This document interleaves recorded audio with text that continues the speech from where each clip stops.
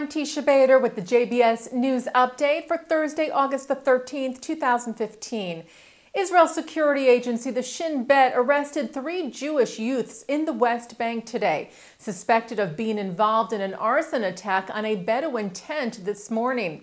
The tent was set ablaze early in the morning in the village of Kafir Malik, north of Ramallah. It was unoccupied at the time. Graffiti was found spray painted on a rock nearby, which included a Star of David and the words "administrative revenge," likely referring to administrative detention orders that were placed on 3 suspected Jewish extremists over the last week for their alleged involvement in extremist groups and possible connection to an arson attack on a church in Israel's north last month. And the Jerusalem Post reports that Israel police arrested 2 Jewish youths today suspected of beating an Arab man in the Jerusalem neighborhood of Pisgat Ze'ev. The 31-year-old man was repairing a traffic light in the neighborhood yesterday afternoon when he says he was approached by about 5 or 6 young Jews. An argument began, and then the youths hit him in the head several times. He told police he was hospitalized after the incident. Police today arrested 2 suspects believed to have been part of that attack. They were arraigned at Jerusalem's Magistrate Court. Police are still searching for additional suspects. Terror group Hamas claims it is in possession of an Israeli drone that crashed in Gaza last month, saying they have put it back together to make it operational. Hamas's official TV channel aired a video they claim shows the drone. The IDF was looking into the claims. The Simon Wiesenthal Center called on President Barack Obama and Democratic and Republican leaders in Congress to condemn attacks on opposers of the Iran deal, including New York Senator Chuck Schumer. The center's dean and founder, Rabbis Marvin Heyer and Associate Dean Abraham Cooper, said instead of passionate and reasoned debates based on objective analysis of facts, we are increasingly witness to e-blasts, political cartoons, and sound bites that outrageously call into question people's loyalty to our nation. Referring there, among other things, to a cartoon on website Daily Kos earlier this week, which suggested Schumer is more loyal to Israel. Meanwhile, a group of prominent members of the Jewish community in Los Angeles, many with ties to Hollywood, have come out in support of the Iran deal.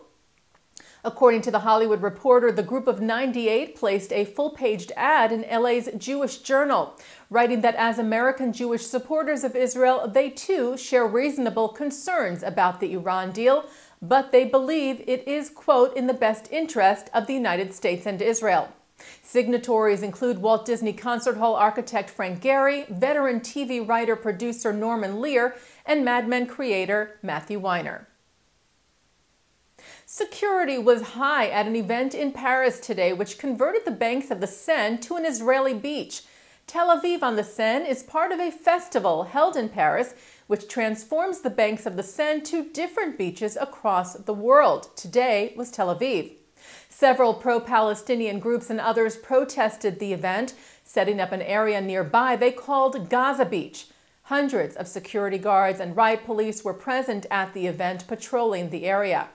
In an op-ed in the French daily Le Monde, Paris Mayor Anne Hidalgo called on the people of Paris to attend the Tel Aviv attraction. She said Paris was progressive and had worked together with the city of Tel Aviv for many years in the fields of culture and technology.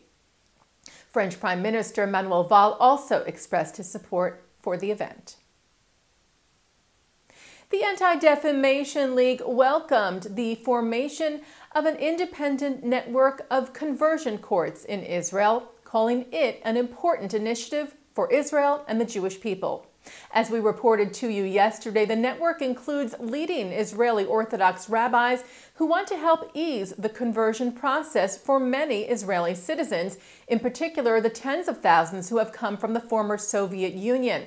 It was formed after the conversion law initially approved last year was repealed this year when the new government in Israel was formed. ADL National Director Jonathan Greenblatt said this venture is a positive step forward in efforts to further Jewish inclusivity in Israel and will provide Israelis with a much-needed alternative to the Israeli rabbinate's obstructionist and cumbersome conversion process. And taking a look now at our programming for tonight, Thursday, August the 13th. At 7 o'clock, a look at the laws of kashrut, keeping kosher, on Talmud study. Then at 7:30, Yesh Atid party leader Yair Lapid lays out his vision for the future of Israel from the American Jewish Committee's Global Forum 2015 in Washington. At 8 o'clock, also from the forum, Carolyn Glick of the Jerusalem Post debates Ari Shavit of Haaretz on the viability of the two-state solution. At 9, JBS's exclusive TV coverage of Benjamin Netanyahu's conference call with Jewish Federation leaders on the Iran deal, hosted by Mark S. Golub, with analysis by Professor Thane Rosenbaum, Danny Ayalon, Malcolm Hoenlein, Eric Yaffe, David Suissa, and Dan Raviv. And coming up right after this newscast tonight, the editor-in-chief of The Forward, Jane Eisner, discusses her paper's feature story by Larry Kohler Esses, who visited Iran and spoke to average Iranians and mullahs on their attitudes towards Israel and the Iran nuclear deal, on tonight's In the News with Mark S. Golub. And that's the JBS News Update for Thursday, August the 13th, 2015. I'm Teisha Bader.